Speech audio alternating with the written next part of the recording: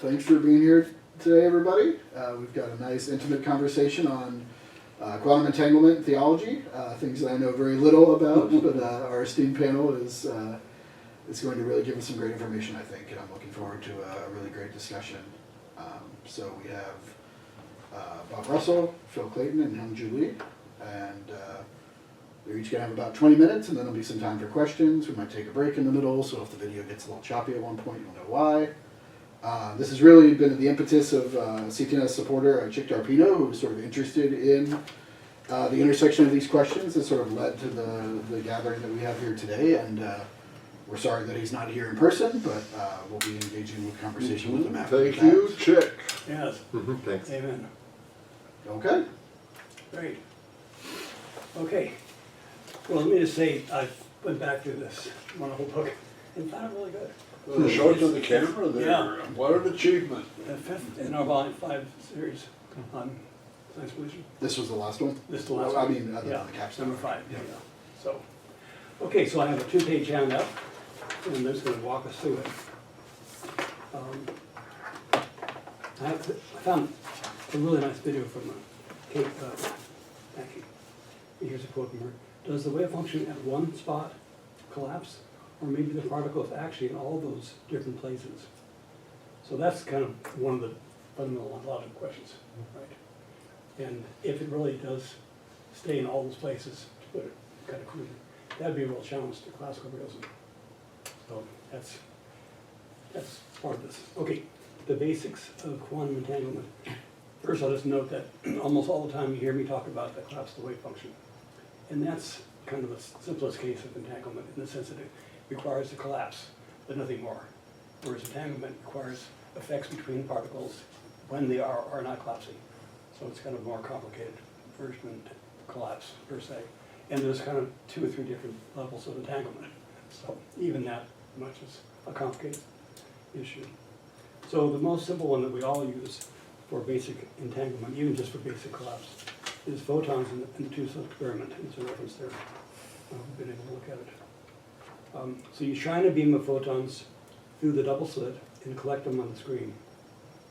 The pattern is dots described like a diffraction pattern with interference fringes. So the diffraction pattern is that big wave like that.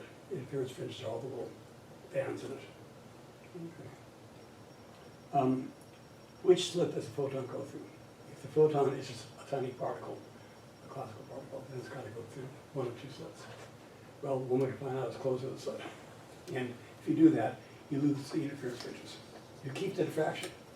So you keep the wave-like particle property, but you lose this extra piece to it, which is the fringy pattern of self-interference. Okay.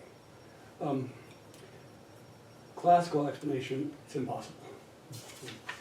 You can try, but it's essentially to try it, and we don't really have one. So let's just say it's impossible. I mean, the dyed-in-the-wool reals will argue with that, but that's fine. Quantum explanation, I usually take the Bohr-Copenhagen interpretation. Unlike classical physics, we cannot give a causal explanation of the space-time description.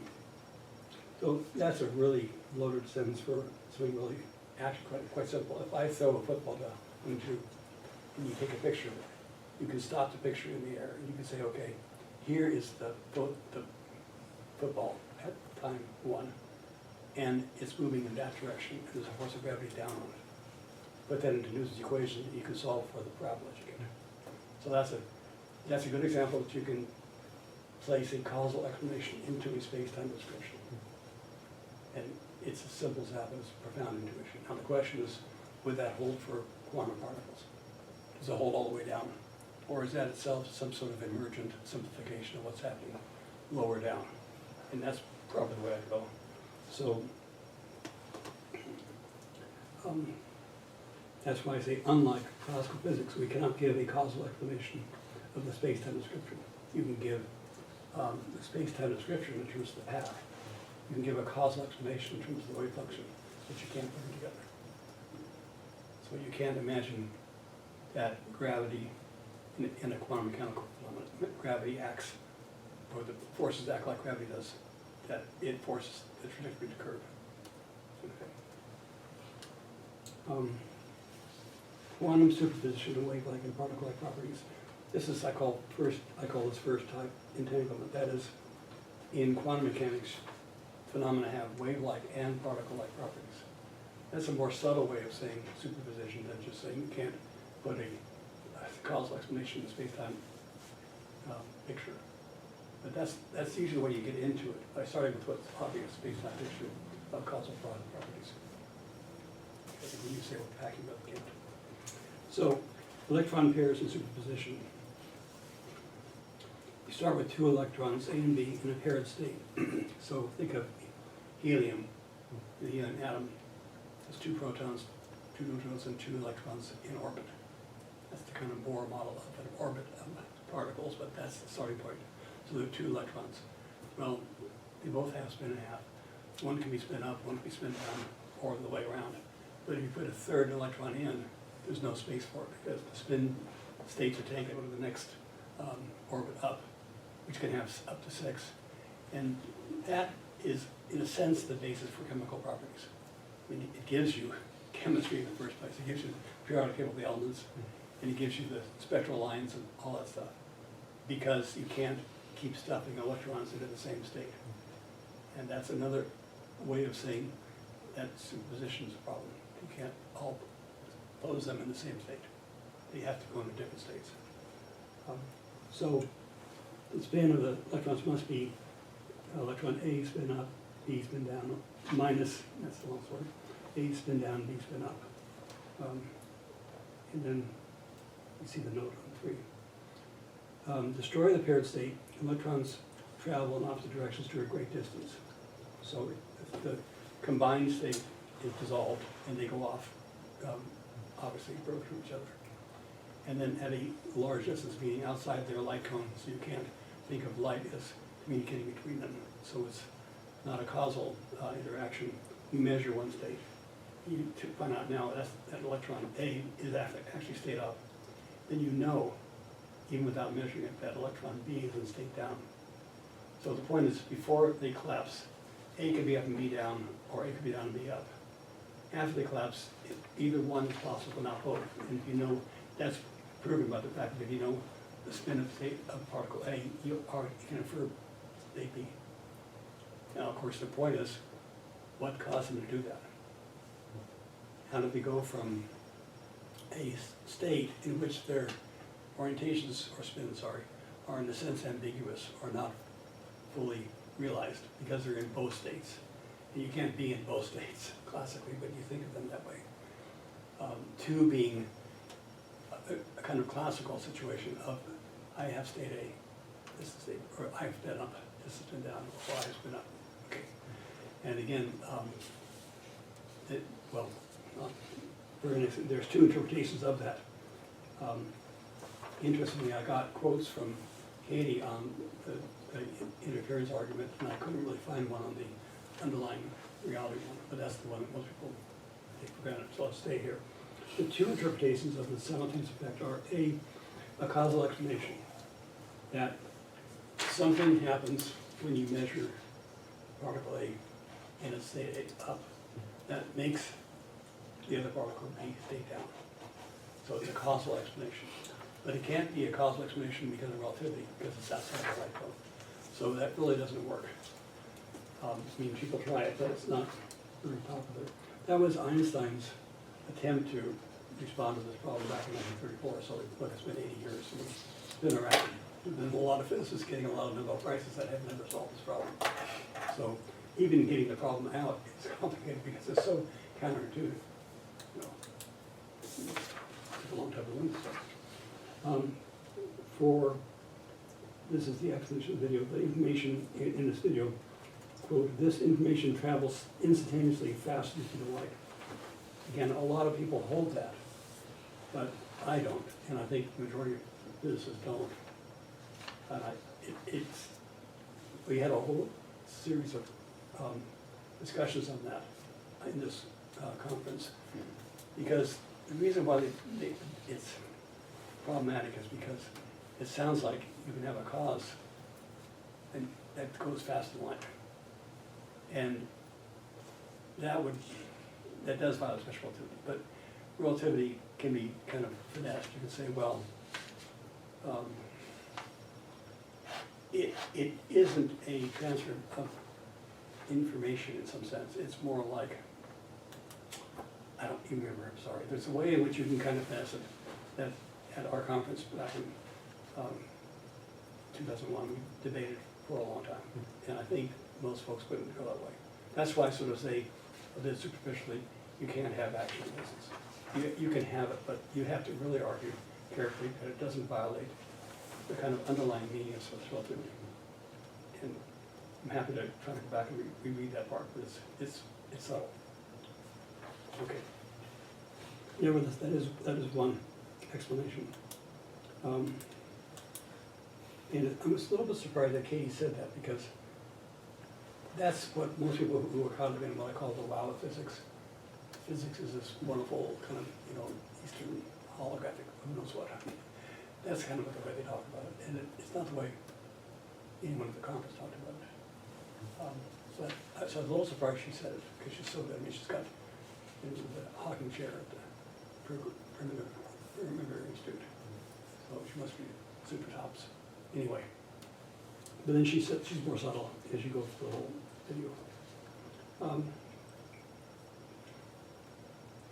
And it also sort of applies to a lot of folks that quantum mechanics is incomplete, that there is a better theory that will replace it eventually, which will give a better explanation. So it's not a complete theory. It's correct, but it's not complete.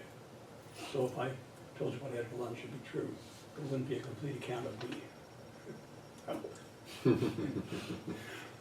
And that seems so obvious for things like people or the ordinary world, but it's hard for physicists to accept that, because if it's really incomplete, Einstein at first thought it was incorrect. That's a lot easier to say. There is a correct theory, this isn't it. But this one's saying my theory is correct enough to be telling me something that's true. It's not incorrect, but it's not complete. And yet, 80 years later, we still really have its replacement. I mean, you can argue about that, but it's not really clearly here. So, okay. It's easier for theologians to say things are incomplete. The second one is this really subtle one, which I really find myself drawn to, like you can call it ontological explanation. John Bell's one example in the 60s. Bell's theory was behind all of this work. Kirk did a fabulous dissertation on quantum mechanics, and he actually derived Bell's theorem himself, and he made Craig and published it. That's I remember that. I think that's really good. He doesn't have a PhD in physics. It's just one of the most glowing things I know about Kirk's academic abilities that he did that. So Bell's theorem basically is fundamental to all this discussion, and it says if there is a complete theory, it won't include local variables. It has to be non-local variables, some sort of already extended kind of causal connection. So it's not a cause that's transmitted, because that is forbidden by relativity. But relativity can't say there can't be a causal connection, just not causal in the normal sense of I throw a hoop to a football and he catches it. Okay. So what is that causal, non-local causal connection, or just non-local, because people don't want to use the word cause. It always sounds like it's a transmitted energy. So you can call it ontological quantum entanglement. So it's not just quantum entanglement that A is up and B is down. It's more than that, because even when you separate them physically, so they're in different galaxies, they still seem not separated. But you can't detect what is the not separated aspect of them. It's not visible. You can't feel it. It's not like this. So why is it not just a chimera? I mean, why is it real? Well, because if you want any kind of realist explanation, then you need something to account for why they're still somehow connected. Just as an aside, I think I've said before, when I went through 6 years of physics at UC Santa Cruz, And there was only one physicist in the entire community who was interested in these issues. All of them were pragmatists or nominals or whatever. None of them were any kind of realist. In fact, I went to, when my physicist my first year was there and asked him about this very problem. He looked at me and kind of like discussed it and said, "We're not giving you enough work, are we?" And he walked off. We never talked about it again. I do. So just to get it on the table, you can consider the Deverly-Bohm interpretation as a very good example of this non-local correlation. Just really quickly, the way Bohm does it is so clever. Instead of saying you have a particle in three-dimensional space, so you need a three-dimensional picture. Well, if you have n particles, then you need a 3n-dimensional space to picture it, to picture all the properties. Or you could say you have a 3n-dimensional single vector, which rotates through 3n-dimensional space. It sounds more complicated, but it gives you a kind of picturable representation. So what Bohm does is he gives you a way to visualize the entire state function for all the n particles in your problem as a 3n-dimensional vector space with one particle. And my home example was, I have a fishbowl, and I have a camera looking at the fishbowl, and it projects the fishbowl on the television screen. And in the fishbowl, you see two fish, and they're moving around, but they're always correlated. So if one fish is looking at Braden and one at Ted, if this one moves to look at Hungju, this one moves to look at Braden. They're always correlated. But you can't see, there's no net, there's no hook, you know. They're just swimming around in the fishbowl, being happy fish. What accounts for this amazing fact? And then, of course, it takes this shade down, and you have two cameras looking at one fish Oh, from 2 points of view and projecting on two different TV screens, which are then put together on one TV screen. So you're seeing two images of one fish, not one image of two fish. So you have two images of one fish, meaning you have a 3n-dimensional single vector being looked at from all 3n directions. So our share, if that were true classically, I mean, the fact that we take for granted that we're sitting in a room and Braden's there, I'm here, and we can talk and interact, is actually a projection of there being the Braden Bob sitting in a 3n-dimensional world, which is doing Braden Bob stuff, and the cameras are taking those different aspects and projecting them into two different people, and then the question is, how are they talking? So it sort of gets at the idea, just enough that it's quasi-plausible, even though it's opposite setup. Okay, so that would be a way of saying you're not violating special relativity, because there's no signal telling Braden when he looks like this, I see him do that when I move my head this way. Because there really aren't separate Bob and Bradens. But it doesn't account for our experience of separateness. I mean, it's just a given to me that I'm Bob and not somehow a Bob Braden, whatever that is, right? That's just a given. So the criticism is when you're constructing a more complicated explanation than the phenomenon itself is. And that's where the debate is. Okay, so. would that apply to David Bohm only, or to David and Kirk as well? I mean, to Bohm and Kirk as well? I don't know Kirk on that. That's a really good question, Ted. Yeah. I mean. Well, we'll ask him. Yeah, no, I mean, I'm pretty sure he's enough of a realist that he Yeah. wouldn't. But it's why I think one reason to see why people were so struck by Bohm. I mean, first of all, he's a fantastic personality. I knew him, a really amazing man, gracious man. But, and second, the real reason is because what he does is completely brilliant and plausible in a way. And yet, at the same time, it just seems so hard to believe. He really believed that it was more correct to say the universe is a 3n-dimensional vector. It's a Hilbert space, so a single vector in Hilbert space. And that somehow is rotating. Oh well. Yeah, be nice to ask Kirk. So the two electrons appear to be separate particles in space and time, which again is our fundamental experience of the world, right? I get in my car and drive it. It's assumed by everything we say. It's not a thing. But they're actually two parts of a single underlying object extended, it's a metaphor, to vast distances. It's not really extended, it's in a certain sense already there. Because there are no real vast distances any more than the images of the fish are actually fish in different bowls, where you can say, well, where are those bowls in the room? They're actually pictures on a camera. I think that's why he liked, Forms of Eastern Thought so much, because it has that kind of sense to it. And this interpretation is related to one version of the many worlds now. That's a way of saying there are many. There are n three-dimensional worlds. Then Bohm's answer is no, there's one 3n-dimensional world. So it's an interesting question of how quantum mechanics leads you, if you go that way, to actually sort of unhinging the basic experience of the world that we have that's given, out of which our experience evolved.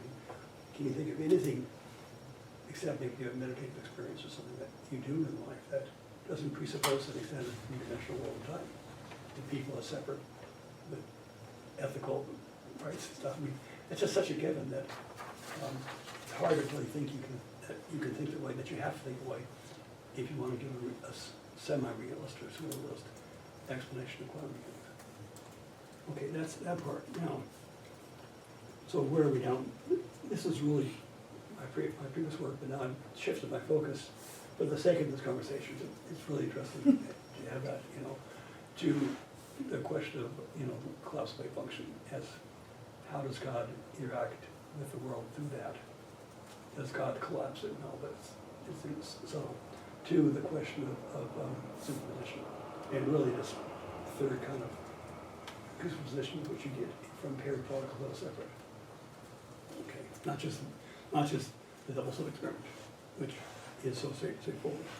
So again, I accept the theological interpretation of the Copenhagen philosophical interpretation of quantum entanglement, and I always try to say that carefully because I'm recognizing that the Copenhagen view is a philosophical interpretation of quantum mechanics, and what I'm doing is a theological interpretation of it. Right? And I'm like always acknowledging that there are at least 8 or 10 alternative philosophical interpretations.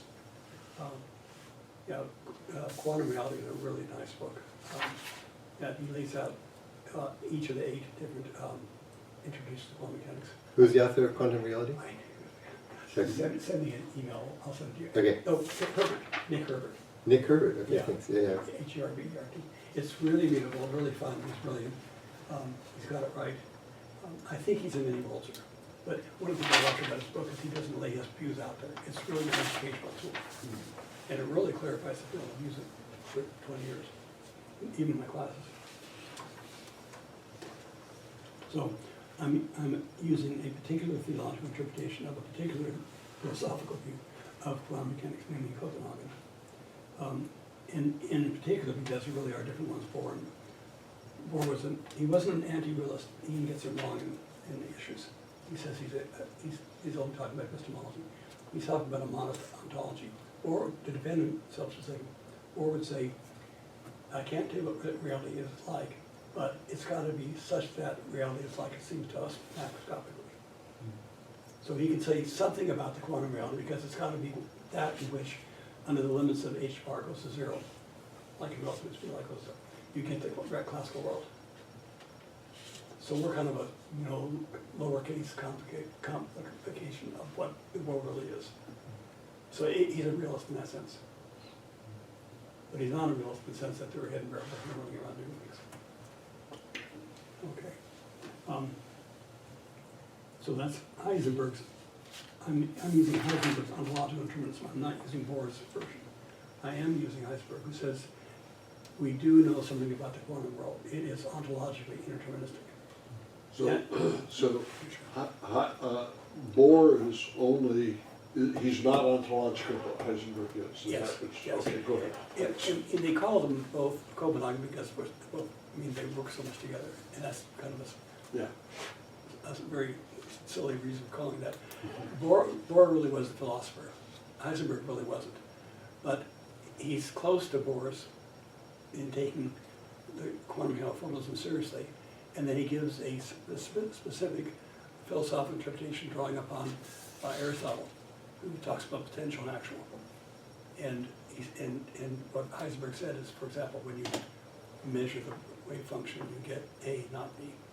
You've collapsed the wave function, meaning you've gone from a potential form of existence in which all possibilities are actual, or they're functioning, to a state of existence in which only one of those is left. Now, he can't tell you why you get that one instead of the sister next door or the brother next door. But he does say they're all there potentially, and then one of them gets actualized. He can't tell you how it gets actualized, otherwise he'd have causal definition. So it's not really causal. That's why he's not a full-blown realist, but he's more of a realist than Bohr, who would simply say, you've gone too far, Heisenberg, but you can say that that potential actual transition in quantum mechanics does tell you something about the world. It tells you that it has to result in the classical world, where you do have these properties, in unambiguous properties, like I'm sitting in this chair, not that chair. It's unambiguous. Okay. So anyway, I'm really following Heisenberg, which to support a view of divine action, which God acts together with natural causality to bring about double quantum entanglement. Together with is my plea for mercy. I don't know how this happens. I do not collapse primary causality into secondary causality. I'm accused of that by all my beloved followers, but they're wrong. I do not intend to do that. And I don't usually use the primary and secondary because that's usually co-opted by the Dominicans because they follow Aristotle so closely. But I do like to use that kind of to get the conversation started. That God is active in the collapse of the wave function in a way in which, as Kirk pointed out in his paper, you can either say Bob means God determines when the wave function collapses, or Bob determines that it collapses to A versus B. But if you say both, then you have God as a secondary cause. Or it's too close to making God into a secondary cause. But there's a little thin wedge, which everybody misses about Bob. Thank you, Kirk. That he's not combining those two. He's saying, and I'm never really clear about this because I never thought about it until Kirk wrote his book, that, in this paper, that there's a difference between God determining that the uranium atom decayed now instead of 5 minutes from now, so that had happened now, or saying God determined that this uranium atom would decay, not that one, versus saying God determined that this uranium atom, not that one, would collapse now, not later. That's kind of too strong, and I think that's a really insightful point of view. Yeah, that's in my growing list, making this list of things I want to do in the next 5 years before I lose my mind entirely. In my growing list, that's one of the main things. It's really fine-tune that, see what I can get a better way of saying that.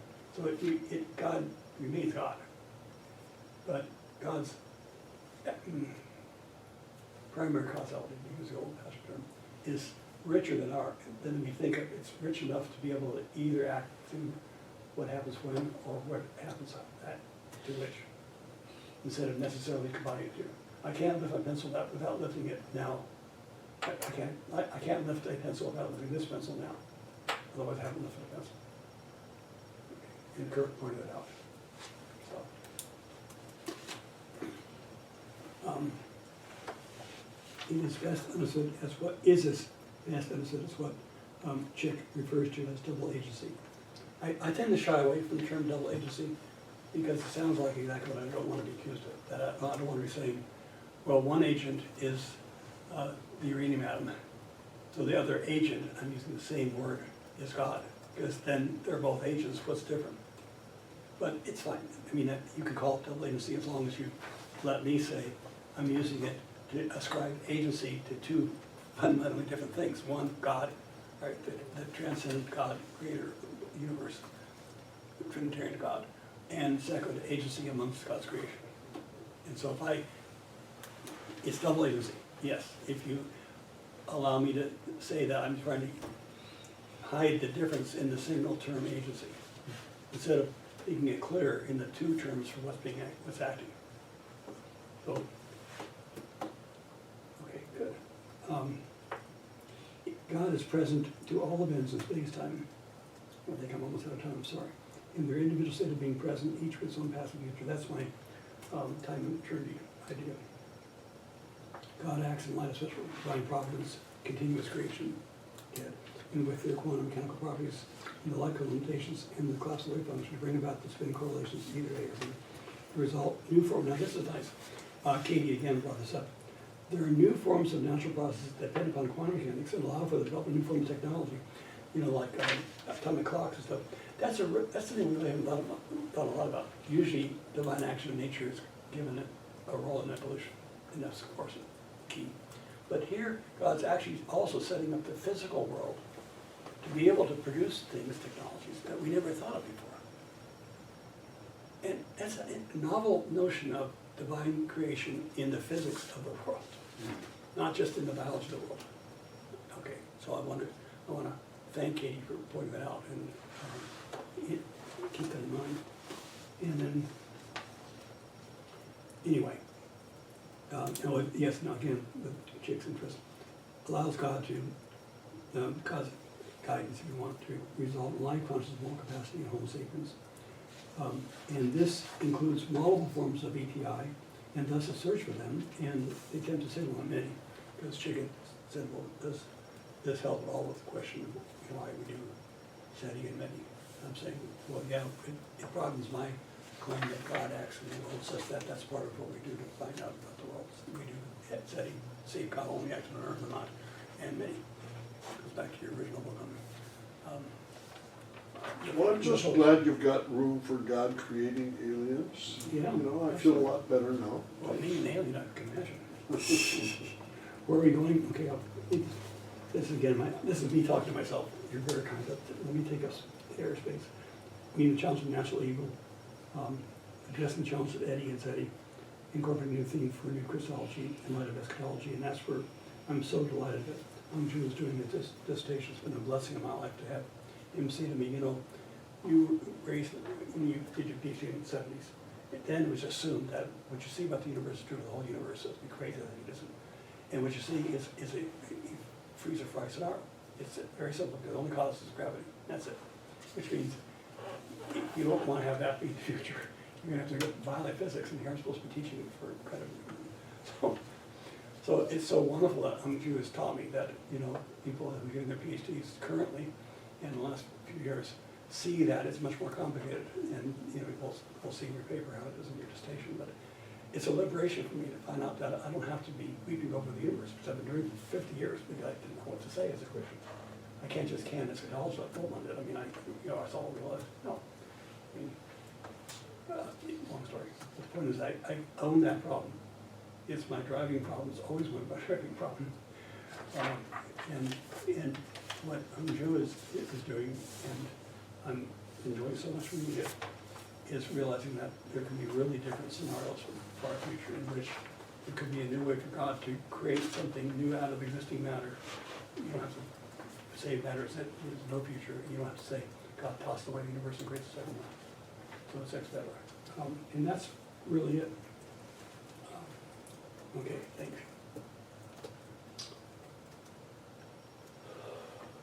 So I'm Jim. Can I get in a really quick question? Yeah. When you're dealing with this issue of primary and secondary Yeah. causation, right in there, are you thinking like a compatibilist or incompatibilist? Well, I'm basically an incompatibilist. I mean, Kant doesn't. Mm-hmm. No, that's what I thought. Yeah. I mean, I don't mean to be dogmatic about it. I just think it takes our experience more seriously than Kant allows me to. But the whole questions have been kind of transcended too. So it's, Yeah. So it's not a very helpful distinction. So when you work with the idea that God works with natural processes, Yes. you don't mean that in a compatibilist way. Well, that's a really good point, Ted. That's why I kind of get myself all strung out in this paper by trying to say, well, once you have creatures capable of some sort of free will, then, yeah, I'm probably a compatibilist, because otherwise I don't see how to make it make any sense. But, and I. It's not a bad club to belong to. No, I like it. I mean, I'm indebted to Luther too. And of course, we talked about it a lot. So I guess what I want to say is, and maybe it makes a dumb answer, but that the distinction isn't necessary until you get sentient life.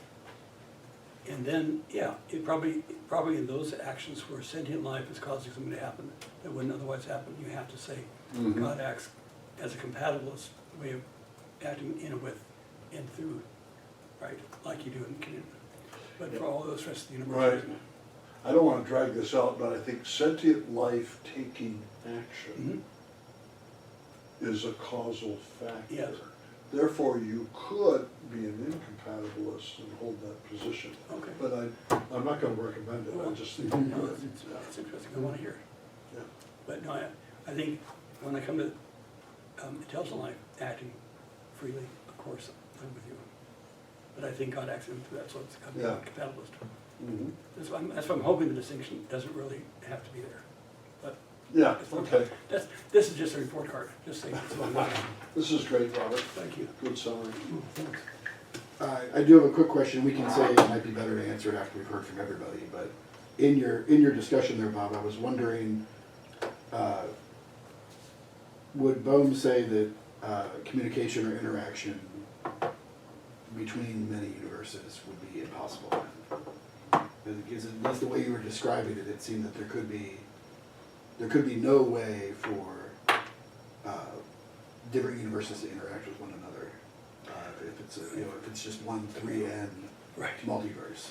Thank you. Okay, let me make a distinction. I appreciate that. Because the word multiverse or multiverse is used in lots of different cases. I was speaking in the strictly quantum mechanical case, not the astronomical. Okay. When we say many universes, we mean other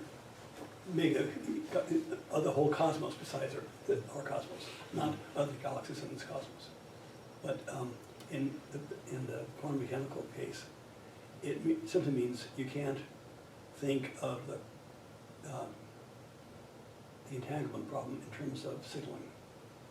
When you measure this particle and it's up, nothing sends a signal faster than light to this particle to say be down. So in that technical sense, the entanglement issue doesn't help with the question of contacting EI faster than the speed of light, or getting there faster than light. I don't see it helping. It's a good question. I don't see it helping, but that's only in the sense of the quantum mechanical notion of entanglement and collapsing the wave function. So in short, there's no, sorry, I showed that there's dispute on this. I mean, Katie actually defends the other point of view, that they really are somehow connected by a signal. I'm sorry, they are connected by a signal for the first view. Whereas I'm taking the second view, they're connected ontologically. And then I have to be honest because there's no evidence of it. They're obviously way out there. Okay. So, but the one thing I don't think any of us are saying, Katie or anybody else talking about, is that they're sending signals faster than light. Because that just flies in the face relatively. If that helps. Okay. There you go. Bravo, Bob. Thanks. Thanks for inviting me here and giving me an opportunity to give a talk before you. I was excited when Bob asked me first to address the question. The question was, what would remain when quantum mechanics is surpassed scientifically, and how is this relevant to our theme today? There was the question given to me. I was so excited because I realized that this question is highly related to one of the central topics in my dissertation, and I'm actively working on. So I decided to review some of the work in my dissertation in advance to answer this question. And I think this is totally appropriate because I have all my dissertation committee members here. Oh, We can dispatch you right now. yeah, exactly. I was thinking the same thing, technically. Save your trip up. That sounds great to me. That's okay. And I have an obligation to inform them of what I'm doing in my dissertation well before my defense. And I think Bob asked me to address this question in the context of the research that the CTNS did with the Vatican Observatory decades ago, actually. As you all know, as contributors yourselves, they achieved a wonderful result through their research and ended up with 5 volumes about scientific perspective on divine action. And at the end of the last volume I brought here, and also Bob brought, Bob put an appendix at the end of the volume with the title Directions for Future Research on Quantum Physics, its philosophical implications and their relevance for divine action. So here it is.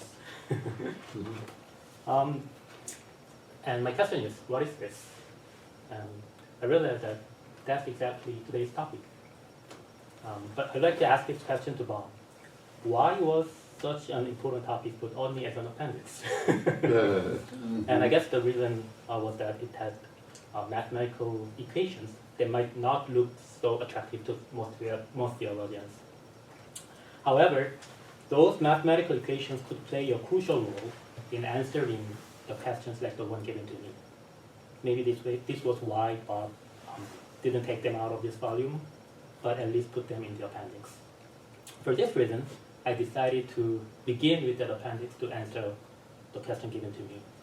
Even though it focuses on the transition, the appendix focuses on the transition from classical mechanics to quantum mechanics, rather than on the transition from quantum mechanics to post-quantum mechanics, I found a clue there on how to answer the question given to me. Let me be more specific about what it says. It looks into the structure of the Schrödinger equation to identify the origin of the quantum nature we see now. And according to Bob's explanation there, it was David Bohm, and also he already introduced the work of David Bohm, who tried to interpret quantum mechanics in the framework of classical mechanics, which is totally deterministic. That's how Bohm interprets quantum mechanics as having a deterministic nature rather than an indeterministic nature. And Bohm found out that we could transform the Schrödinger equation into the form of Newton's law of motion by introducing an additional potential, which he called the quantum potential.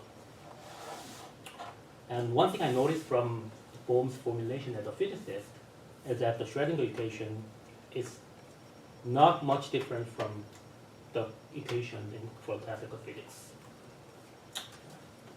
in terms of mathematics. However, that small difference, namely introducing the quantum potential, which might look negligible, changed how we depict the world dramatically.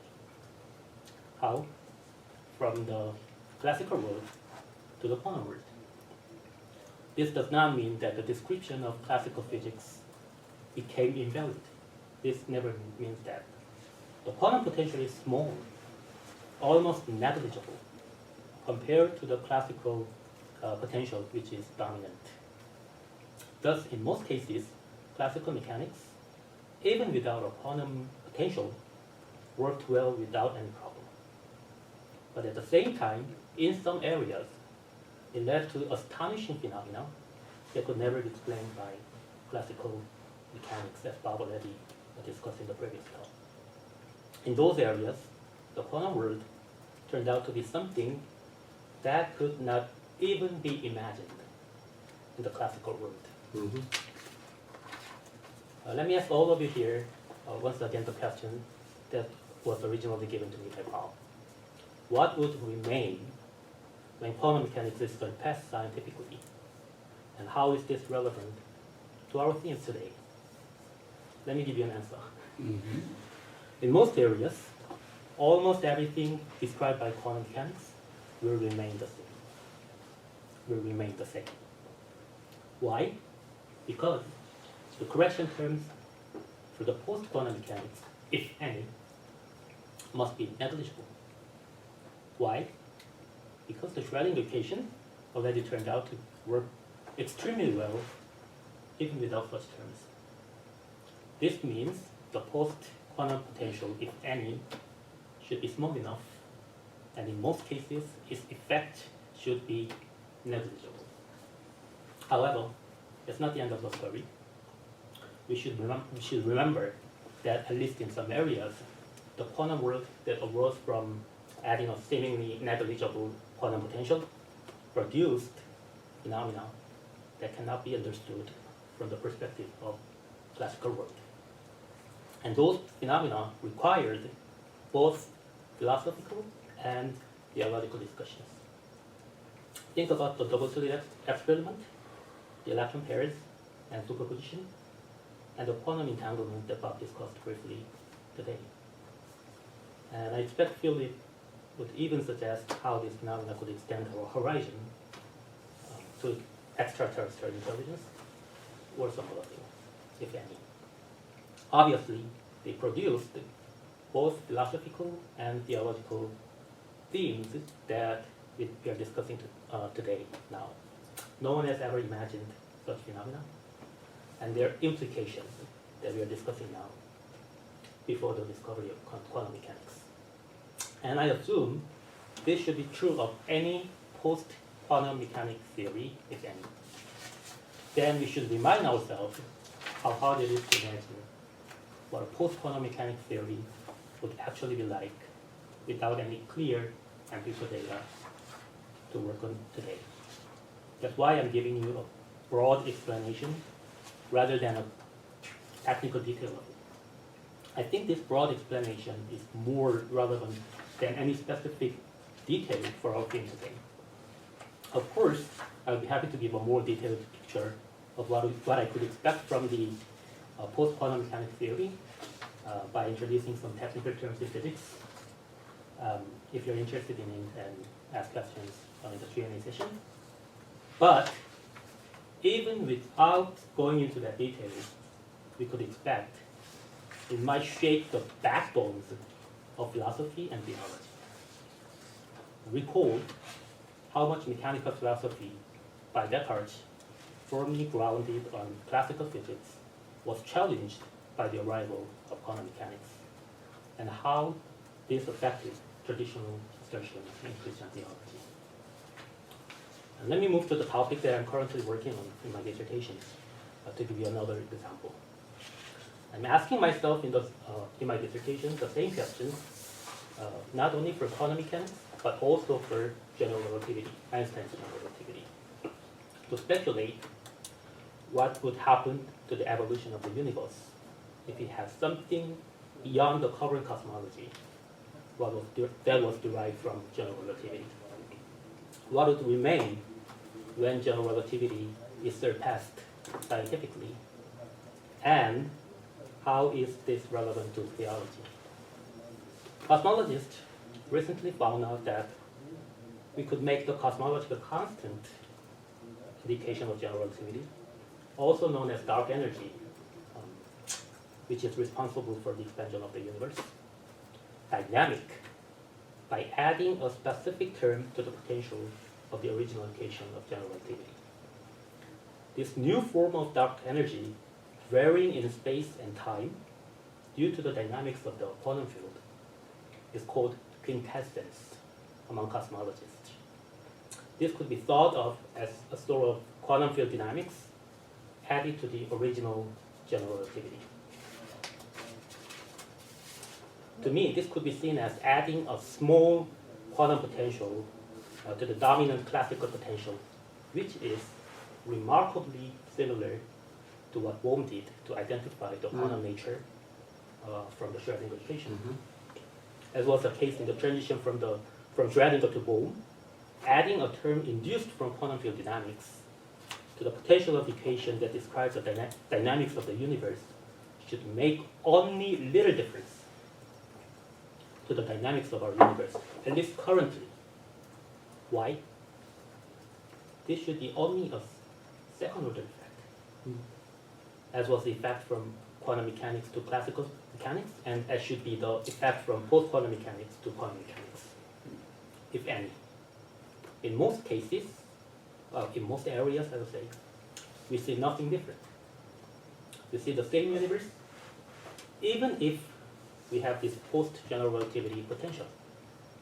However, I realized from looking carefully into the equation with the new potential that if some specific condition is given to the new potential, it could dramatically change the far future of the universe in principle. Let's go back a little bit. According to the standard Big Bang cosmology, the fate of our universe has already been determined. Why and how? Because general relativity is a deterministic theory. It's not a quantum theory, it's a classical theory. Unfortunately, the fate of the universe seems hopeless, according to the equation for general relativity, which is supposed to describe the evolution of the universe in a deterministic way. The universe will cool down to the extent that nothing but fundamental particles will survive in the far future. But if we add some terms to the potential in that equation, assuming the existence of a specific quantum field with some specific condition, the dynamics of the quantum field could change the history of the universe. Could I just interrupt with a clarification? Is this addition anything like Einstein's lambda? Yes, exactly. It is, okay, okay. Yes. go ahead. So I'm exactly talking about the lambda All right. cosmology. Okay. So, I forgot what I was talking about. But maybe I'm sorry to that's disturb you. Maybe I think I was talking about the dynamics. Yeah, the dynamics of the quantum field could change the history of the universe. That's what I said. Yeah, a little for now, but eventually, they might change the future of our universe in a way that could not be imagined without it. There are two important aspects of adding such field dynamics into the original equation of general relativity. First, the equation that describes the dynamics of the universe becomes indeterministic because of its quantum dynamics. Whether this is an ontological indeterminism or not is another topic. This is one of the main aspects of adding a quantum field to the potential. This is one of the main scientific themes of my dissertation, but it's not the only one. The other theme comes from the other aspect of adding a quantum field to the potential. This added field, in turn, opens the possibility to change the hopeless fate of our universe to the one with hope. Hooray! The new term in this potential then will have profound significance for our theological hope, for the eschatological possibilities Yeah. of the You see physical that. far future. Yeah. Some theologians have been concerned about the hopeless fate of the universe because it apparently looked contradictory to traditional Christian eschatology. Right.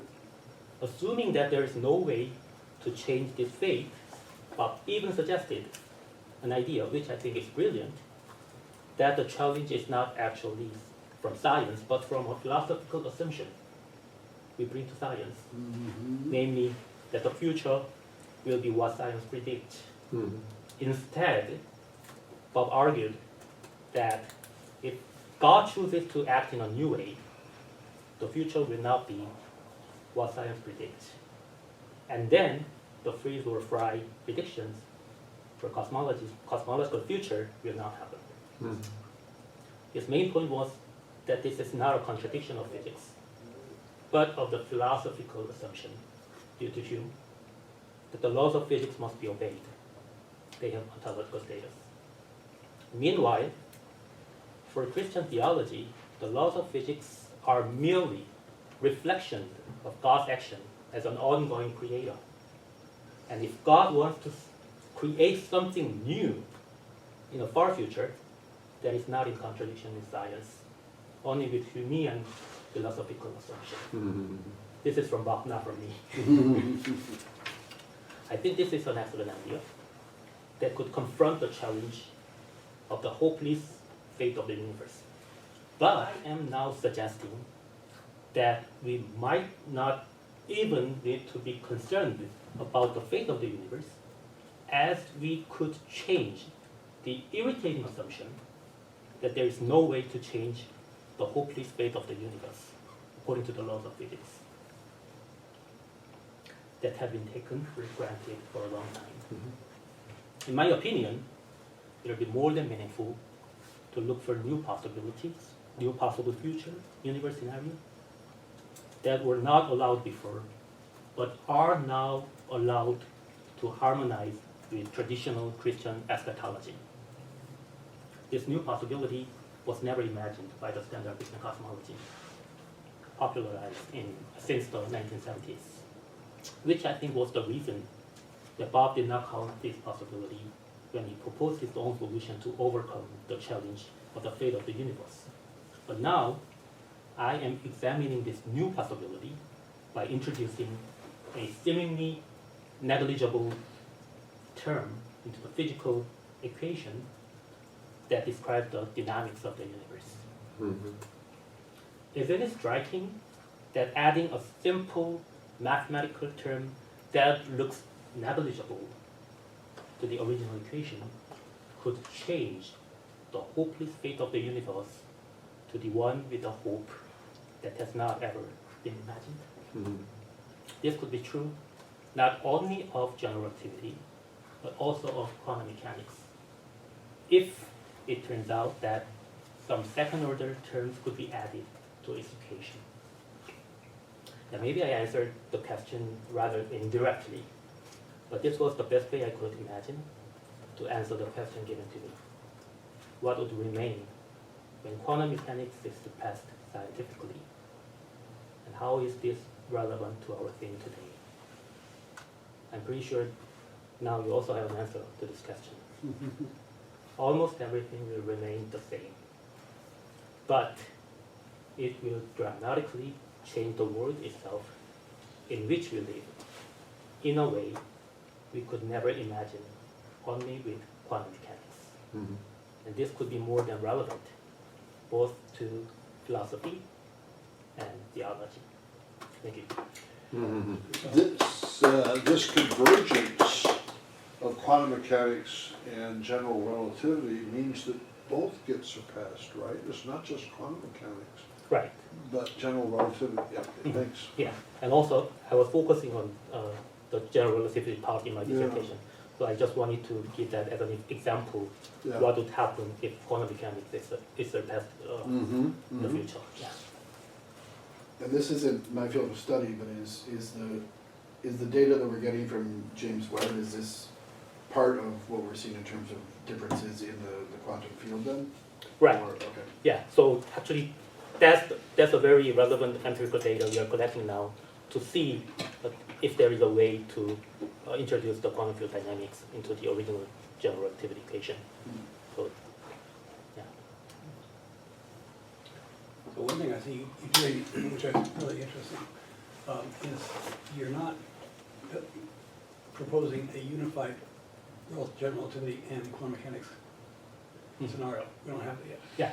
That's You're different. saying, Yeah. you're saying a first step is to take general relativity as it was classically given, and then add quantum field theory. Exactly, yes. And so it doesn't change but that's new for me, and I appreciate it. So yeah, actually I think that's a good point. So actually I'm not talking about, actually I'm interested in quantum gravity as well, Right. but it has nothing to do with quantum gravity at this Oh, stage. Yes. it does, So okay. I'm introducing quantum field dynamics, but it does not change the basic structure of general relativity. Right. So it's about general relativity, but I just introduced some specific field dynamics in it so that it can have different directions. Does your quantum mechanics that you're adding to general relativity require the Copenhagen interpretation? Actually, no, because as Bob said, Copenhagen interpretation is a philosophical interpretation. Yeah. So in that sense, it is separated. It should be separated from the physical discussion. So we could have either Copenhagen interpretation or Bohemian interpretation. You could, okay, Yeah. thank you. So just a statement of support. What you say would have seemed to me in the 70s and 80s when I was reading my PhD to be really strange, I mean, really, kind of like nonsense, because you either have a universe described with general relativity with quantum mechanics inside it, that's part of it, or you have a quantum gravity theory of the universe. And you're giving a third option, which would have sounded like an oxymoron. Right? Nobody ever talked about that. I mean, of course, I wasn't in theoretical physics doing these problems, so I can't say nobody was. But it certainly wasn't the physics I learned from the guy who taught me general relativity. Actually, the reason why we could do this, so maybe I think I should make it more clear to talk about that. So actually the reason why it is plausible to bring quantum field dynamics, even avoiding the conflict between general relativity and quantum Right. mechanics, is that general relativity assumes, actually general relativity is all about the interaction between matter and space-time. And one thing we know from particle physics is that matter is composed of particles, and that those particles are now described by quantum field dynamics. So that's how quantum field dynamics could be naturally introduced into general relativity, because general relativity itself has particles, and the particles should be described by quantum field dynamics. So that's how quantum field Yeah. dynamics is naturally introduced in the equation, in the general relativity equation. Yeah. Good, that's great. And so you're the first person I know to think of the theological implications of that. That's really wonderful. Thank you. Good. I think we should get Phil on. All right, hey, Andrew, that was beautifully done. That's a great contribution to our discussion. So these few minutes represent for me far more than a paper. They're an attempt for me to express where 3 decades of work in science and theology has taken me, and to acknowledge both my dependence on my teacher from the person who launched me into the field, and also a place where my fundamental theological intuitions differ. Or are they philosophical intuitions? We'll find out.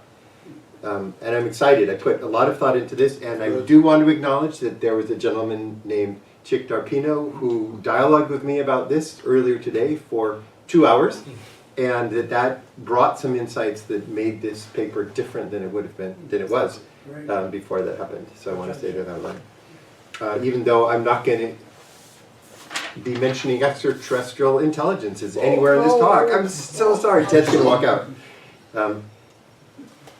I'm not going to summarize the physics, but make comments about it. I think that our conversation afterwards may lead us into details, or not. I'm not sure yet. And I want to say out loud at the beginning of the talk, again, thank you to Bob, who has had a formative influence on my own work in science and theology from the beginning. And I'm grateful for this opportunity, so to Braden and CTNS, to try to formulate a new synthetic position that tries to capture what I've learned across my career in this field. And Professor Ted Peters may smile to find me, trained by his fellow Lutheran theologian Wolfhard Pannenberg, closer to some of the core intuitions he's had about this topic and has brought to my attention repeatedly, usually in print through the years or in front of large audiences. So I start with the thing that I most, well, if I had to name a single commitment for my science and theology work, it would be creative mutual interaction. And that is for me everything about what makes our field valuable, a valuable contribution. It means listening in 2 directions. It means learning, actually mastering fields in 2 directions. It means the commitment never to stop that dialogue. It means a love of questions and criticisms that I think you guys have actually demonstrated today as you've interacted to make things more strong. You've been engaged in creative mutual interaction, and your vision is that that would constitute a science-religion dialogue or a science and Christian theology dialogue of the sort that we'd really want to be a part of. I can't say anything more defining for my approach to the field than that term of creative mutual interaction. Thank you, Phil. And I want to add that, and this is good since CTNS received many millions of dollars from Sir John Templeton, that was a commitment that he had. He never wanted the holy scriptures to trump science. He wanted science to supplement the beautiful ancient scriptures, but not just leave them aside. And keeping those both in a creative mutual interaction, in a sense, to me, you named the intention of Sir John. I think that's also cool. I also owe to you, Bob, a philosophical insight. So although I won't be talking so much about this book, I'll talk about where I've moved since that book.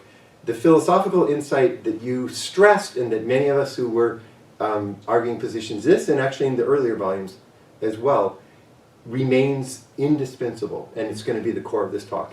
Namely, free will and an interaction, and in fact NIOTA, non-interventionist objective divine action, both require some actual openness in the fabric of natural causality. That is, any NIOTA, but actually any sense of human freedom, and I would actually say the meaningfulness of human existence qua human, requires that we don't have a physical universe with strict determinism. Because on my view, you can't have that and then somehow introduce freedom somewhere further up the scale, say the moment that God places a soul in a fetus at the moment of conception, to take the 1912 Catholic Encyclopedia position. That could only be dualistic, theologically dualistic and dualistic in terms of mind and matter. And that's a view that makes creative mutual interaction impossible. So in a sense, it's a corollary of creative mutual interaction that the physics has to offer the space for everything that we say occurs later on in the process. It doesn't have to be, and perhaps can't be, just an arbitrary universe where things just happen. So stochastic, probabilistic is sufficient. And that's also a point you've made, and I think that remains accurate. And as a person who's spent several decades working on emergence theories in multiple disciplines, I'd now say it turns out that the physical laws that make the sciences of physics and chemistry possible have to be stochastic in that sense. If they aren't, then biochem and the formation of the first biological agents, simple unicellular organisms swimming through some sort of liquid, right, with a little flagellum, a little chemical motor, we would have to understand them as purely deterministic, right? Yeah, automatons is good, right. And therefore, everything further up would be deterministic. So we have to stick with it. And I don't know if you use this phrase, but the phrase I often attribute to you, I'll have to look up what you actually said. The universe is fundamentally open at the bottom. So there's just a way in which it doesn't rest on some deterministic structure, and then you have the evolution of life and culture and the rest. It actually has to be the way that we currently think it is. And if this future quantum mechanics doesn't have a space for that, a deterministic quantum field theory, which we think is impossible, I actually think we have good reasons to think it couldn't be, but if that turned out to be a wrong assumption, then everything I say here, and I would say the history of our work at CTNS wouldn't hold, because it's really based on that. So that is, that's crucial. Now, here's the divergence begins to happen. We worked really hard in quantum mechanics for a lot of years. We made all of us learn a lot of quantum mechanics and philosophy of quantum mechanics and theology based on that all the way through.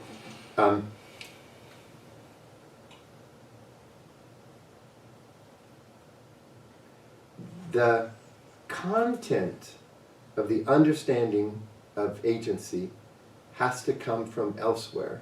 And we have to find a way to build in that priority in how we describe the project as a whole. I think that's the thesis. So we already have fundamental laws and processes of the physical world, not fully deterministic. NIOTA is possible. The compatibility of science and theology in the form of the CTNS school has offered, holds. Christian theology is sufficient. But here's where I've come down. I want to call all the work that we've done in quantum mechanics a precondition for a theory of divine action, not a theory of divine action. So I can't use the phrase on this position, a quantum level theory of divine action. I have to say, or I would say, the fact that the determinism fails at the quantum level is the condition of the possibility of divine action. but we don't yet have that theory. Or more strongly, and I think I'm going to argue this, it'll be interesting to get to in the debate, divine action could not be recognized at the quantum level.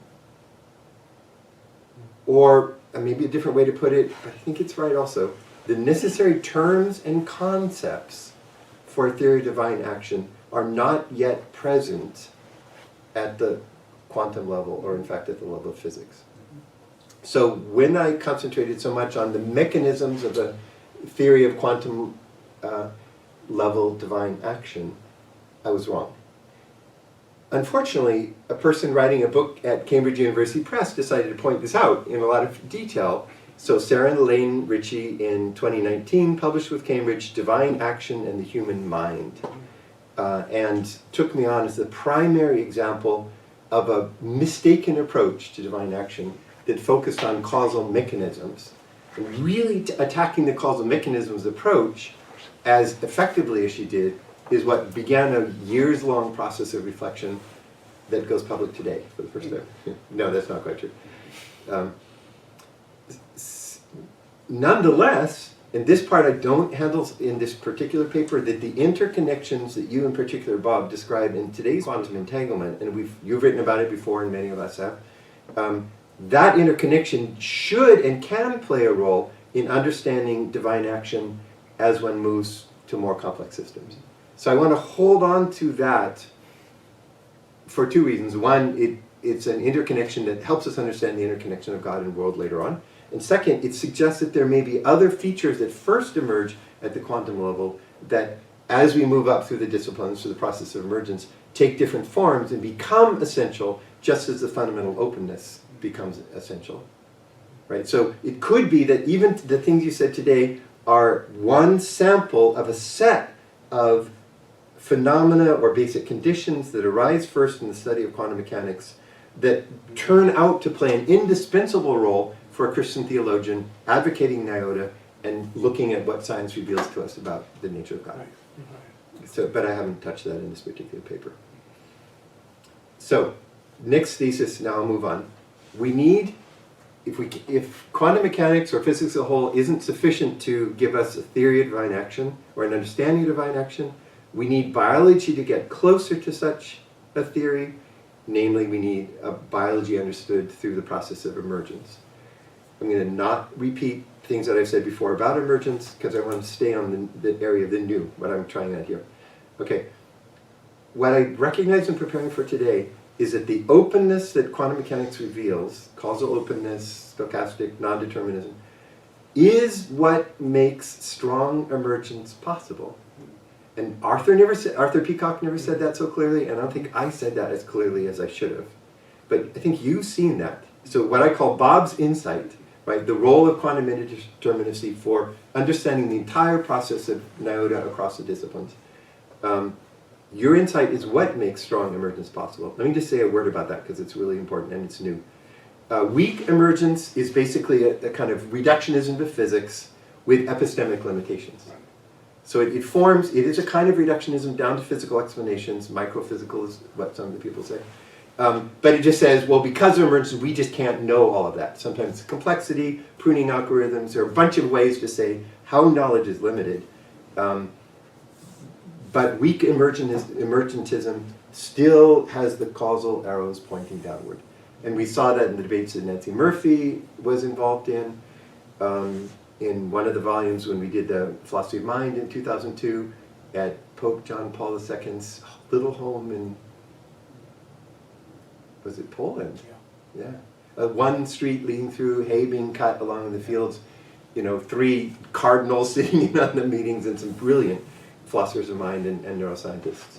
Right, but I think they showed that it really would represent, a weak emergence would represent a fundamentally reduction view of human thought to the brain and from the brain all the way down, right, to physical systems. Strong emergence, made possible by the fundamental nature of the universe that we know from quantum mechanics, allows for emergent forms of causation, including agential causation. And that's only possible because you have only stochastic outcomes, and they can be influenced by part-whole causation This is something that Arthur Peacock worked out first in my knowledge, and then that became central for my work and got built into some of the CTNS Vatican Observatory volumes. So I'll skip this lovely logic of emergence that we can follow from that basis to the more complex systems of solid-state physics, to physical chemistry, which chemistry, who is it? Pierluigi said is the discipline, the science of emergence par excellence. And I just think that's fascinating. It's in chemistry, and you began to hint at that when you're in part of your paper here. And then we can follow that to the emergence of biochemistry and biological agents in a paper with Stuart Kaufman. I think one of the most significant papers I ever published. We argued that it would be impossible in principle to reduce the agents of Darwinian causation to anything lower than the biological system.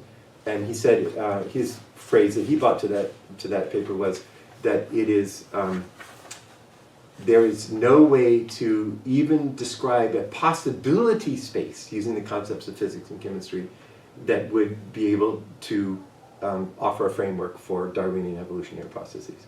That's a long argument, but that's strong emergence. There's a break there, which is made possible by what we know about the fundamentals of physics. And we can do that. And then we love to follow that through from the emergence of biological agents to ones with central nervous system, to ones with a rudimentary or reptilian brain, to ones with more complex brain and a theory of other minds, to humans with the use of language and symbolic systems, Terry Deacon, and all the way up to humans who sense the presence of God and pray and live lives oriented toward a being that's not a part of this universe but beyond it also altogether.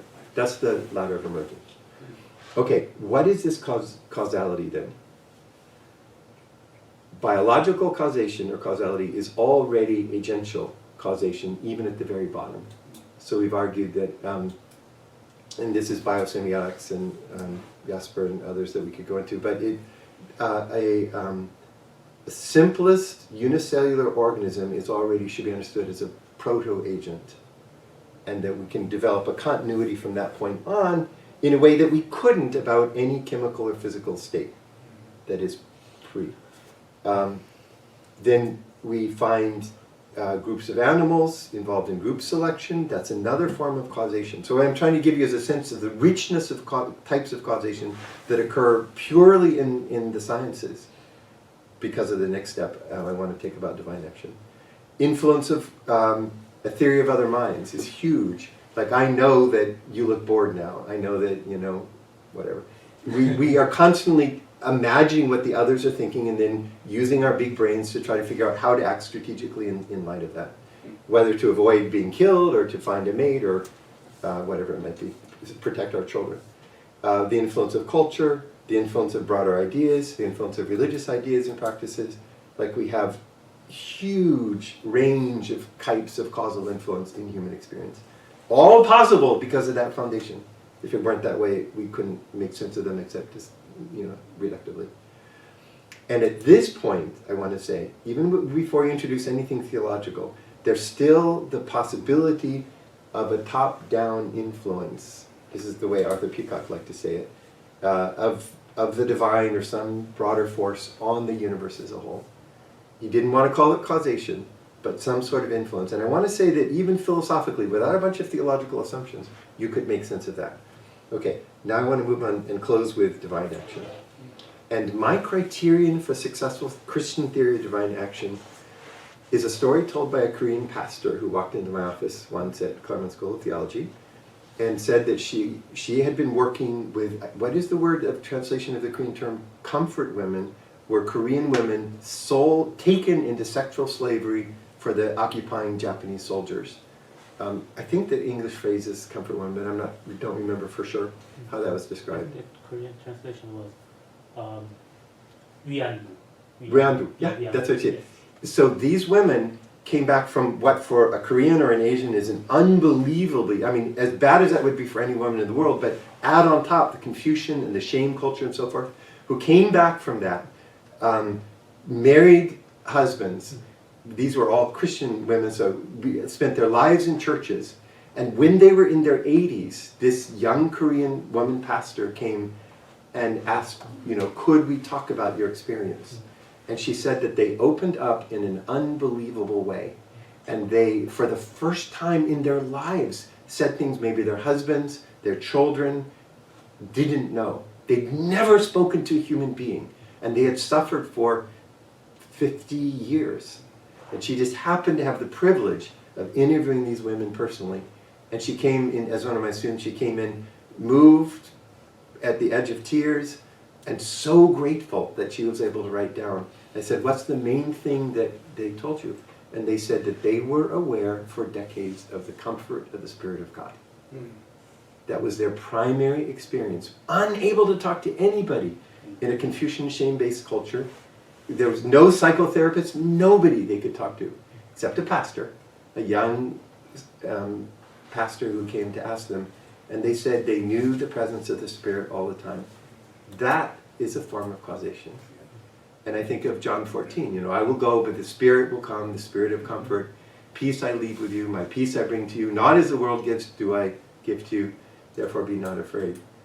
That, I want to say, is the minimal necessary criterion for a Christian theory of divine action.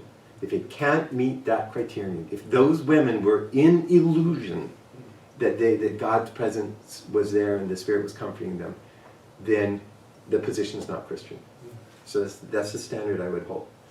Is that an empirical standard or not? No, that's normative. So I'm claiming that the Christian theologian has to answer. We know over 50% of the people in the 20th century who called themselves theologians didn't meet that standard.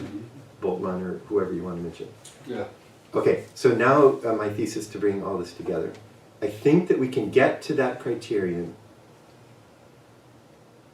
best through a deeper understanding of double agency. So, and this, I'll close with this. Double agency means two agents together bring about a result. And here we're talking about a theological agency, so God and a human agent together bring about a result. And I think I'm going to argue it's essential for understanding divine action in a iota context. Non-interventionist, objective divine action. So that's something I'm exploring for the first time. Thanks to Chip pushing me on this. Okay. I want to avoid the primary versus secondary approach to double agency, the Thomistic, neo-Thomistic view, without saying any words about that. And I want to think of the levels of a double agency. So it turns out it's not just one concept, but it's a series of levels, and I actually think that's essential for understanding this. So I was trying to get to 10, I only got to 6, so but let's start at the bottom. Okay, I'll take some human examples to try to make it clear. Mom, dad, the parents say, kids, clean the kitchen. And so Debbie goes into the kitchen from 1 to 2, and she cleans half of it. Let's imagine they're twins, they're always doing this, right? And then Ted goes in from 3 to 4 and cleans the kitchen. Parents walk in the evening and say, thanks kid for cleaning the kitchen. Double agency, they weren't in the room at the same time, they hardly spoke to each other, but they got the kitchen cleaned. Lowest level, right? Now let's move on, I'm going to skip quickly. The crossing of the Red Sea in the Hebrew Bible account. So human agents flee in front of the Egyptians following Moses, come to the Red Sea. God, on the account, opens up a pathway through the water. That's the divine agency. Humans run through. God lets the water close on the Egyptian soldiers. All right, that's a kind of double agency. So both groups were involved in doing things, but separately, right? A little bit better than cleaning the kitchen, but nonetheless, okay? Now, let me just do 3 and briefly. So number 4 might be comfort. So God helps an agent to keep emotional trauma at bay so that she can carry out her actions in the world. Okay, that's closer, right? 3, a great religious artist, a great Christian artist. God contributes to the creative process, opens up the person's senses toward creativity, but without removing the artist's agency. She actually draws the painting, composes the music. The Alleluia chorus, right? Handel said the butler comes in the morning, he's just finished the Hallelujah chorus, and he says, I had visions of angels descending and rising to heaven, right? But we don't want to say that God dictated the notes. We want to say Handel came up with those. But the vision and the support, right, the creative process. Do the same now, number 2, with the great saints. God contributes to the saintliness, but they're the agents who achieve this point of godlikeness. And now, as the highest level of double agency, and then I'd read this back across the whole story, is Luke 22. And I'll just take it as given now, and we can fight the textual battles later with our New Testament colleagues. Jesus tells the disciples in the Garden of Gethsemane to stay awake and pray. He goes some distance from the disciples. He enters into prayer and says, God, if it be thy will, let this cup pass from me. Nevertheless, not my will, but thine be done. And then it says, and he prayed, it's sweat or drops of blood, falling from him. This absolute, okay, let's imagine that at that time, God provides the strength to go through with what Jesus had somehow known he would always have to do. And yet the agent, Jesus, carries on the actions between them, the crucifixion, the scourging, the dragging of the cross, crucifixion itself, the 7 last words, and death. It's an incredible divine contribution without removing Jesus' agency as a human being. And I want to say that Luke 22 is the quintessence of double agency, which is a fusing. I'm going to just take a traditional Christian view and say the perfect fusing of human and divine will in an action and attitude and results. I want to say that that's the most fruitful way, this ladder, to think about non-interventionist subjective divine action. And the highest level of double agency is fusion. In fact, theologically, we would understand that from understanding the Trinity, where the fusion is already ontological. 3 persons in one being or essence or substance, right? Each one cooperating in all the actions. That's the traditional view, right? In all the actions that God takes. And yet, there's an agential specificity for the actions of Spirit, of Jesus, of God the Father and Creator, each of those.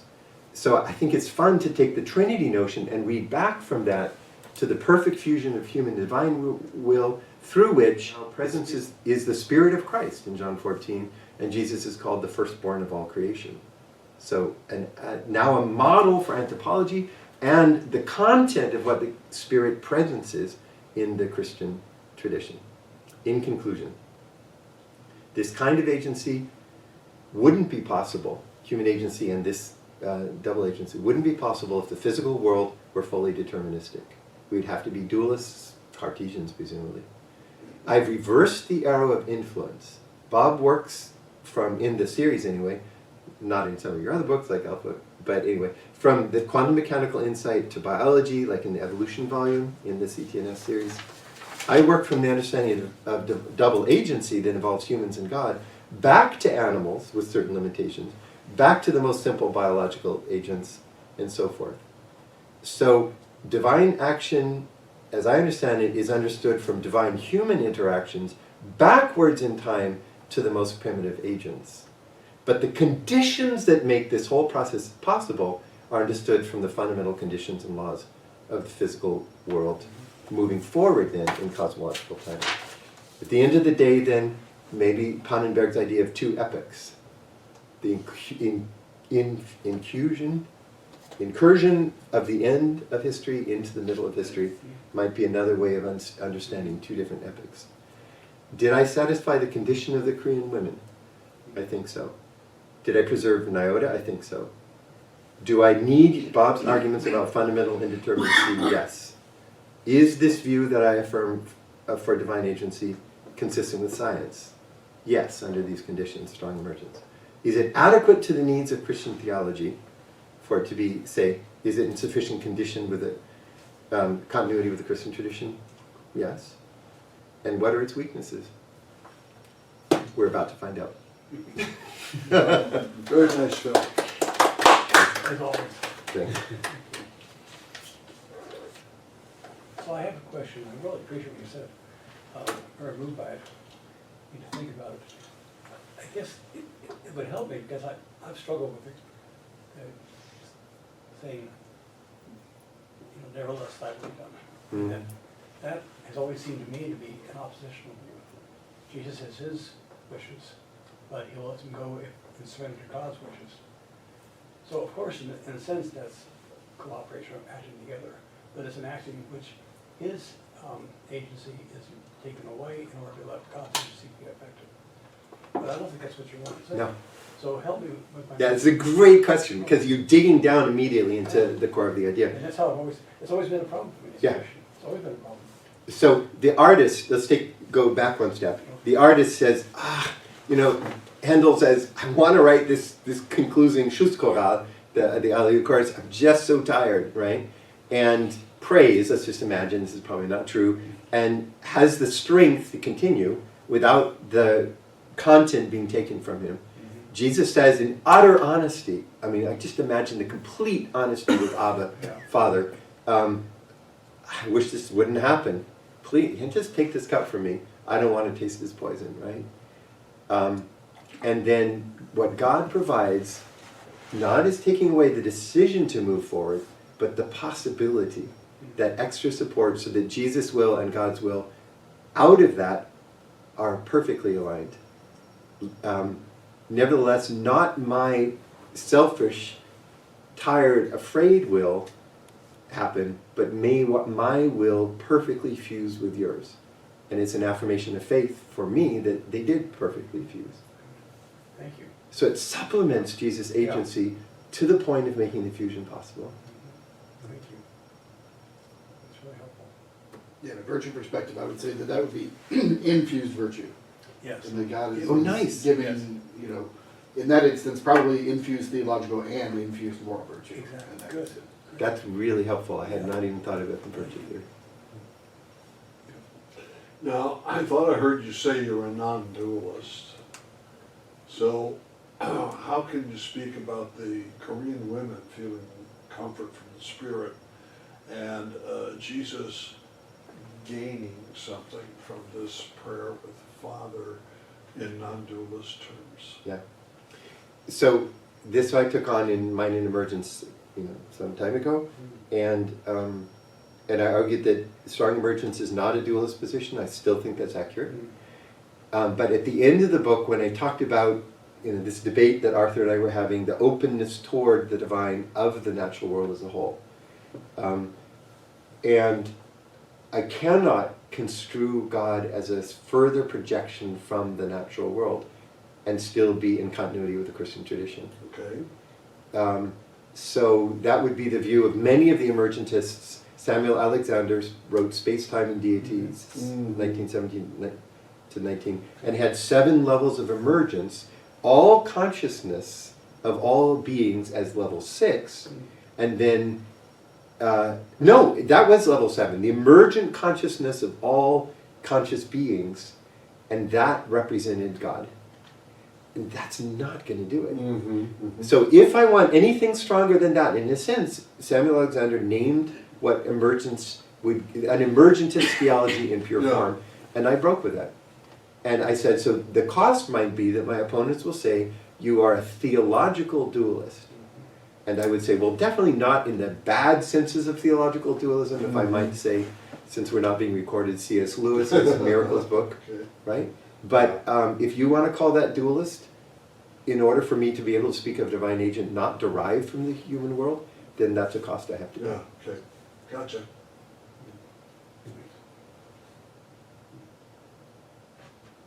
Fantastic. I'm curious how far we can push double agency in your view, because at this point, what I'm hearing is that it's human and divine would be the 2 agents in this case. What happens if either by evolution or by technology we acknowledge that there are other beings that are capable of freedom and being able to have true agency in the world? So AI. AI or other primates or something else that evolves Yeah. that it's also capable of. ETI. Yeah. Yeah, there's a lot of ways. You know, we can go transhumanism, we can go ATI, we can go AI, we can go animal rights. I mean, there's you know all those I think are up for grabs. That's a brilliant question. Braden, I think we should say we keep the term double agency in the broadest sense of two agents or two types of agent working together. So there's double agency when a dog helps save a drowning person from the water, and kind of by tugging at the shirt gives the person that enough hope and energy to do that last shove to get their head out of the water and live. There's definitely double agency between humans in artistic creation, in parenting, in human intimacy. I mean, there are many ways in which that double agency occurs. There's a kind of double agency in the Christian doctrine of the Trinity, except on the basis of una substantia, right? So I think we should take, and there can be a double agency. I mean, this is a kind of double agency between my computer, and this is not AI. This is not generalized artificial intelligence. So I think we have multiple examples of that. So it'd be fun. Nobody's ever written a generalized book on double agency, philosophically speaking, and then seen the Christian case as a special case. I'd love. I mean, maybe that's what I have to do. It's a great idea. Yeah, I'd love to hear it. Do you guys want to step, I don't know where we're on time, step back and do, 13 minutes. Do you want to step back and do a kind of synthetic discussion? With three papers have been read, Ted's jumped in at various points, Braden said a few things. Do you want to just sort of, where does the whole day take us? You know, we're doing this for posterity 50 years from now. This will be a worldwide YouTube hit. Before we do the synthesis, I just have a really big question that I've been wrestling with. Good. And Bob knows about this, but you can really help me with this one. When Robert Sapolsky or anybody argues against free will, what they do is they say, we have to ask the question, is the universe determined or not determined? And to argue against free will, they say it's determined. Ergo, no free will exists. And I'm always bothered this because we experience free will. It's the job to explain it, not explain it away. All right. So, I want to start with the determined universe. And on the free will issue, I say, well, there's such a thing as a human self, and the human self determines things. You use the sentient beings do that. Well, that's true. My dog Angie determines things, and the cells in our body determine things. So you can have a determined world, and you can have all of this agency within the world in a deterministic fashion. Okay. I'm happy with what I've decided there. You can demolish it, but I'm happy with that position. Now I want to move to, would that work for God's agency as well? And at that point I get kind of stuck, because Bob Russell has enunciated this axiom over the years that I've taken to be the case, that unless there's some causal openness, to use your phrase, we can't really account for God's action in the world.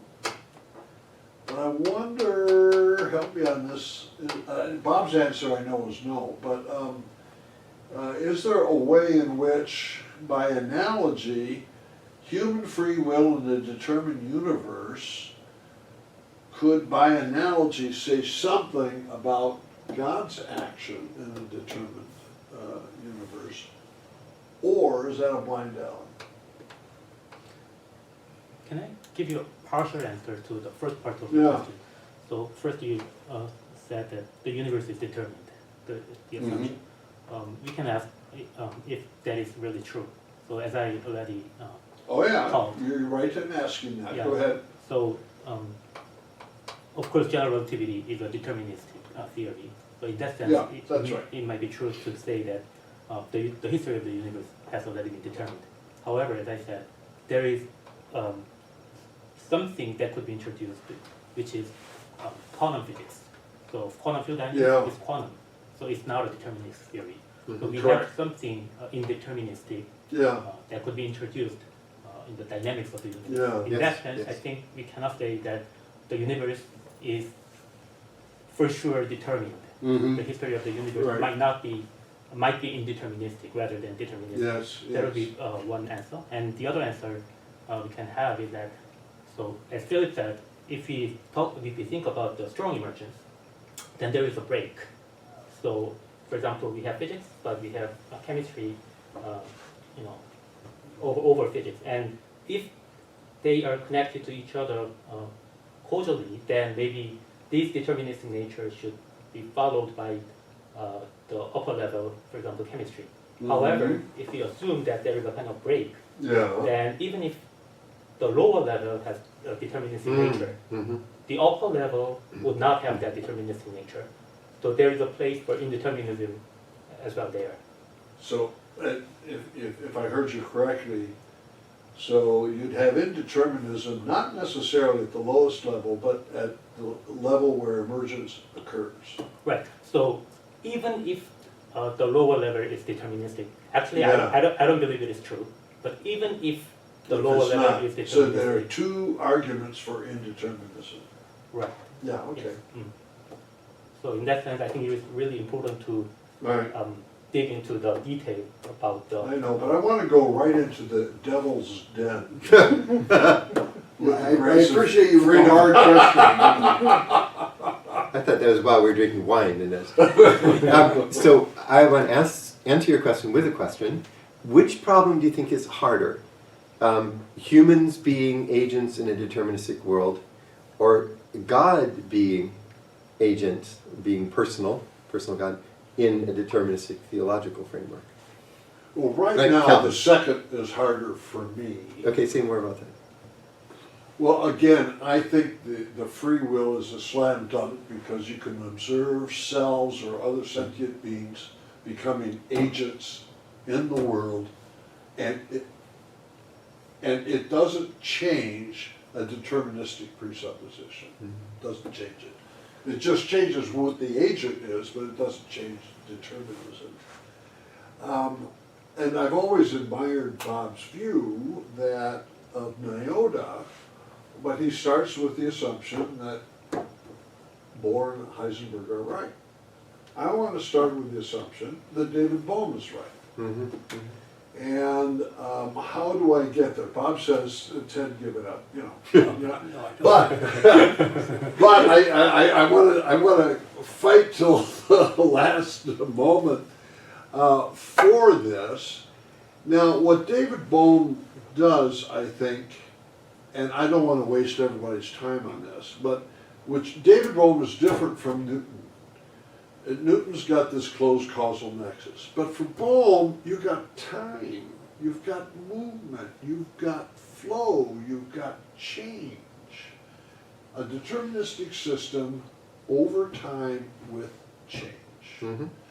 It seems to me that that deterministic system ought to have room for A, free will, B, divine action of the Nyota type.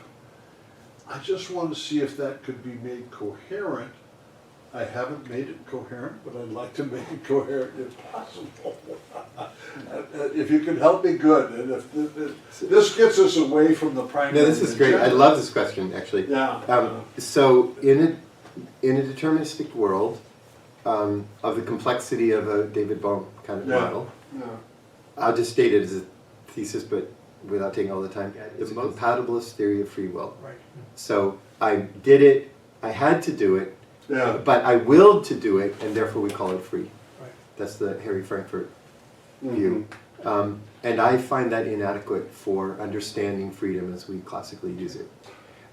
Would it be, would a compatibilist view like that be adequate for divine action or? Yeah, inadequate now for that's the same main reason? question Yeah, I want yeah, to get to. yeah. But I do, of all the issues I've ever written on, the freedom has been the most interesting.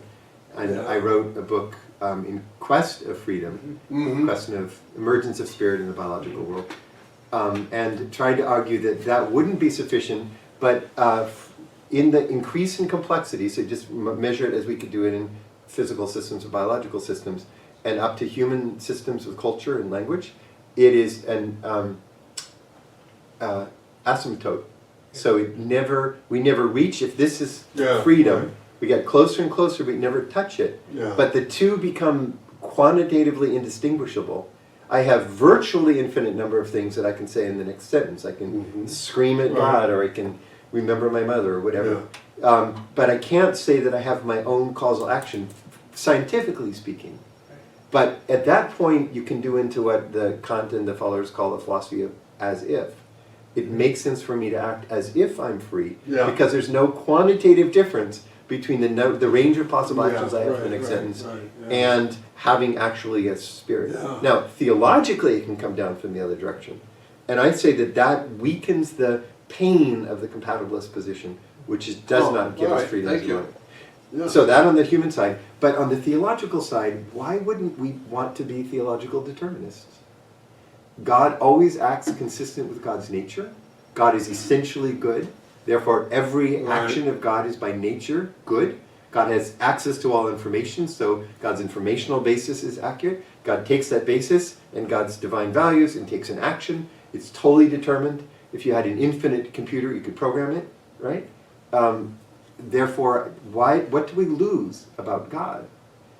And even if it had to be the case that who, although he was in the form of man, did not, in a form of God, did not count equality with God something to be grasped, but emptied himself. Yeah. If that were an essential part of the divine nature, as essentially compassionate and kenotic, what would we lose in the Christian proclamation? Mhm. I'm asking you as a theologian. I struggle with this question.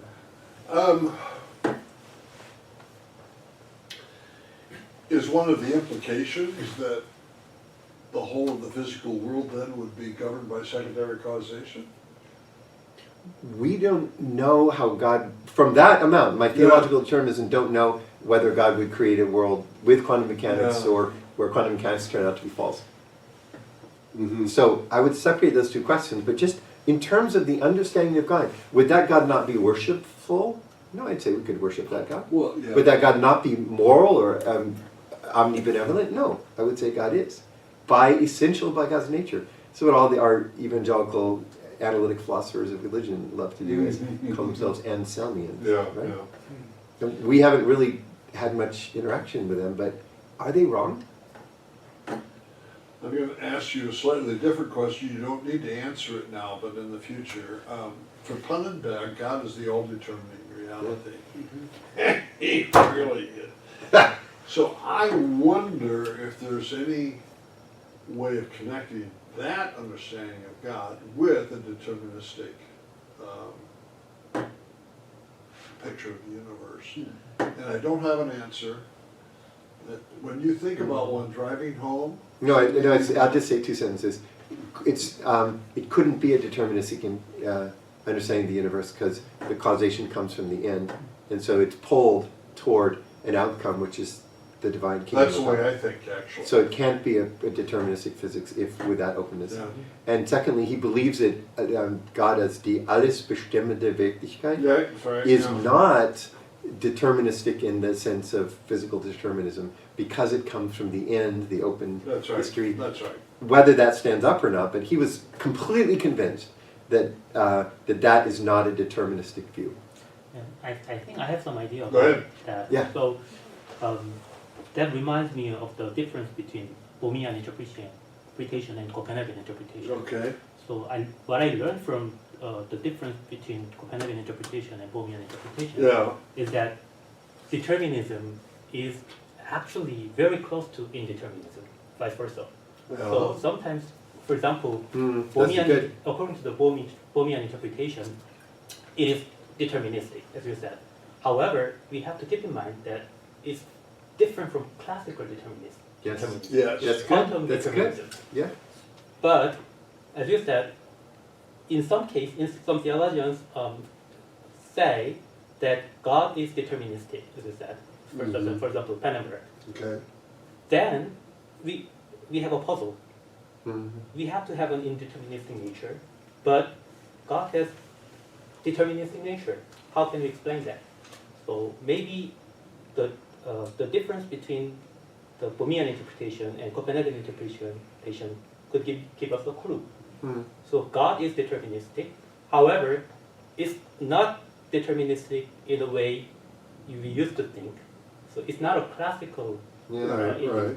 determinism, but it's Yeah. a quantum determinism. So it's a different type of determinism that God has. So Mm. maybe I think in that way we can have some analogy Mhm. from the That's really comparison helpful. between That's really Bohemian helpful. interpretation and Copernican interpretation. Yeah. So God is indeterministic, but He is deterministic at the same time. But that determinism is not a classical determinism; it's a Mhm. quantum determinism. And God is indeterministic, and it is obviously quantum indeterminism. So I think we can mingle them together. Well, thank you for these fertile ideas. Does this return us back to the idea of entanglement then? Um, not directly,